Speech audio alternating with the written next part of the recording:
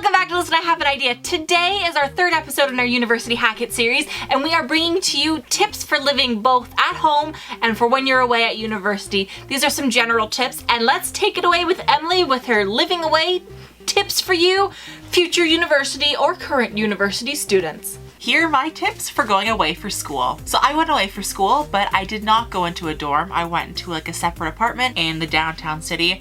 But these are some tips that hopefully you can incorporate whether you're living in a dorm or living on your own. First one is totes. So when heading up there and moving in, I suggest that you bring and pack all your stuff in totes, not just cardboard boxes. Totes, they are big, they're light, they're very movable, you can move them around, but they also act as storage. So you can tilt them on the side and then put your clothes inside of them or put other things in them. So now they have multi-purpose. And it's also easy so when you pack up and you leave at the end of the year, you already have bins to take with you. The next tip is to minimize the stuff you bring, whether it's clothing, dishes, cosmetics.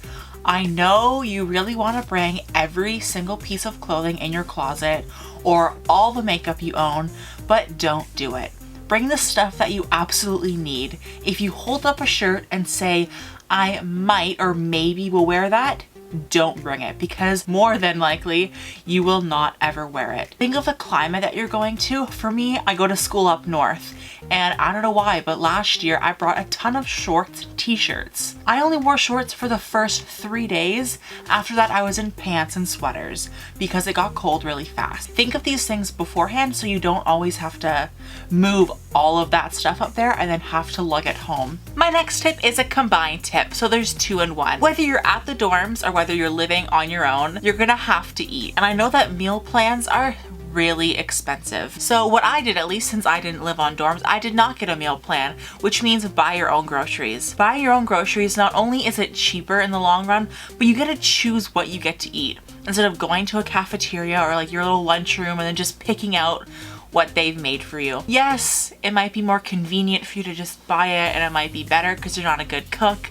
but still, buying your own groceries will save you money in the long run. The second tip combined with buying your own groceries is to bring your own reusable grocery bags. If you're going on a bus or if you're just walking to the grocery store, it is crucial to bring reusable grocery bags. Not only are they better for the planet, but they're a lot stronger than plastic ones. Nowadays, I don't know where you live, but where we live, where I live, and even where I go to university, you have to pay for grocery bags, like the plastic ones. So they rip so easy, and to pay for them, I might as well use reusable ones. They have saved me a lot of money and just a lot of hassle. The last tip, and probably the most useful tip, is to stay on track. I know you're away from home, you're not living with your parents, or even if you didn't live with your parents before, you're on your own, you are now mature enough to not be at home. I know it's exciting and freeing, but with that freedom, there is a lot of responsibility. You're going away to go to school, which means schoolwork comes first.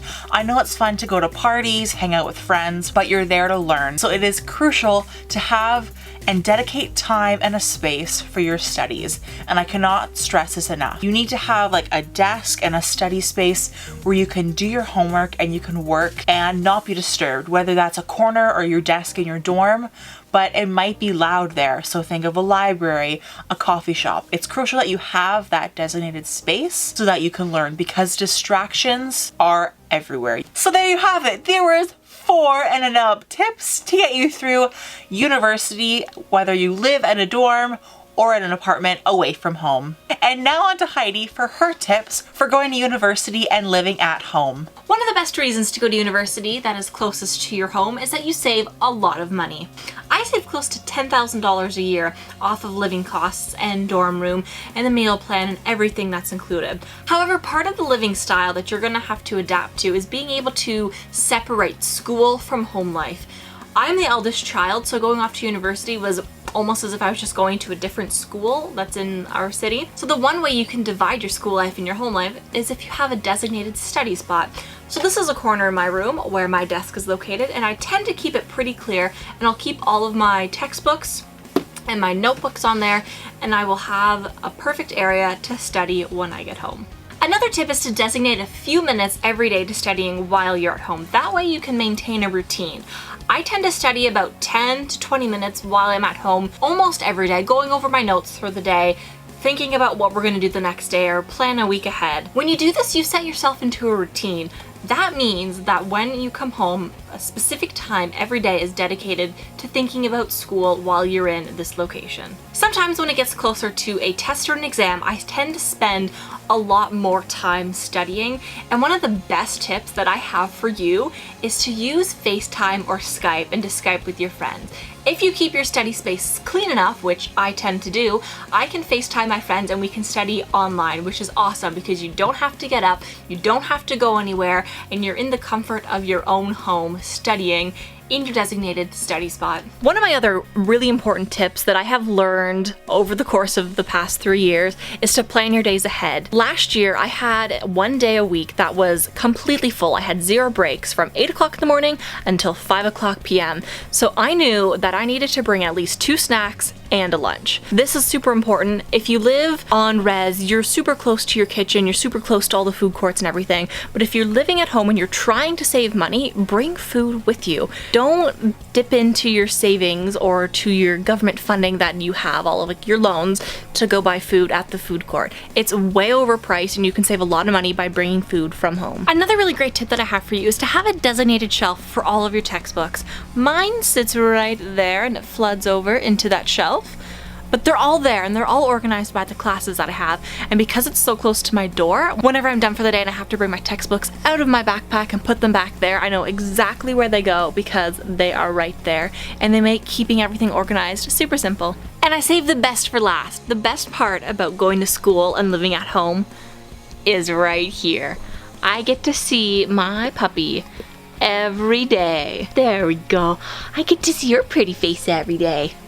So those were our tips for living at home or at university. We hope you enjoyed. Thanks for watching your video and we will see you next time with another video. Bye! Say bye, Lizzie. Don't lick me. Give kisses. Give kisses to them. Bye!